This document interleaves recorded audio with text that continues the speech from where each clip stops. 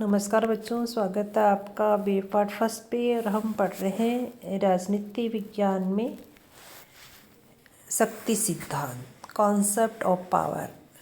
जैसा कि आप जानते हैं, शक्ति आधुनिक राजनीति विज्ञान की केंद्रीय धारणा है। राज्य, संप्रभुता, सरकार, कानून सभी में शक्ति अंतर्निहित मानी जाती है। शक्ति के बारे में कैटलिन एवं लासवेल ने अपने विचार इस प्रकार प्रकट किए हैं। राजनीति विज्ञान को शक्ति का विज्ञान कहा है।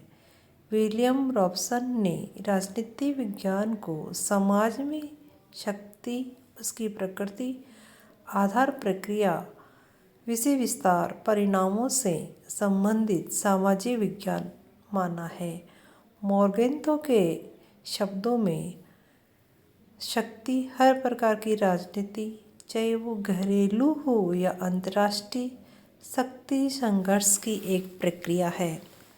मैकाइवर के शब्दों में समस्त गति, समस्त सम्मान, सभी क्रियाएं, समस्त व्यवस्था और प्रकृति में घटित होने वाली प्रत्येक घटना शक्ति की अभिव्यक्ति है।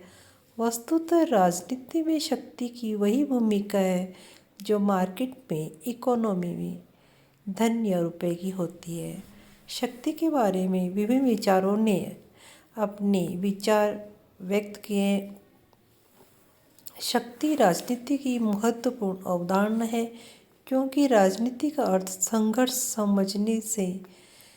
समझाने से संबंधित है। तो किसी राजनीतिक समुदाय के अंतर्गत शक्ति का वितरण है।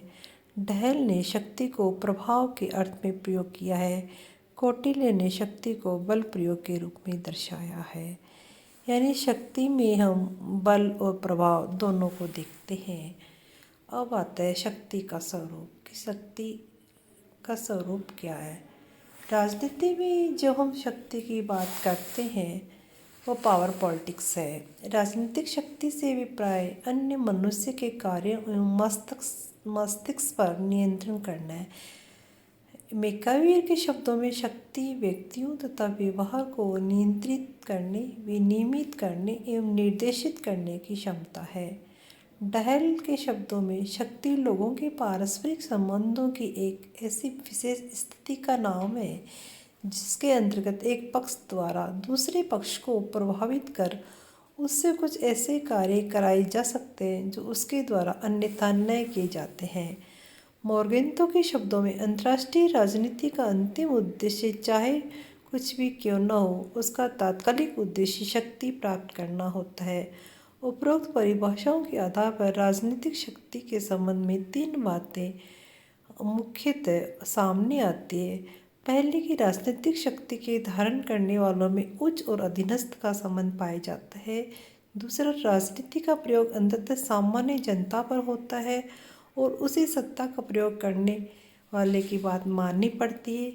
तृतीय, राजनीतिक शक्ति मनोवैज्ञानिक संबंध प्रकट करती है, न कि भौतिक संबंध।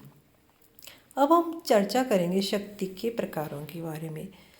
जैसा कि आप जानते हैं, शक्ति के प्रकारों में सबसे पहले आएगी शारीरिक शक्ति, दूसरी आएगी मनोवैज्ञानिक शक्ति और तीसरी आएगी आर्थिक शक्ति।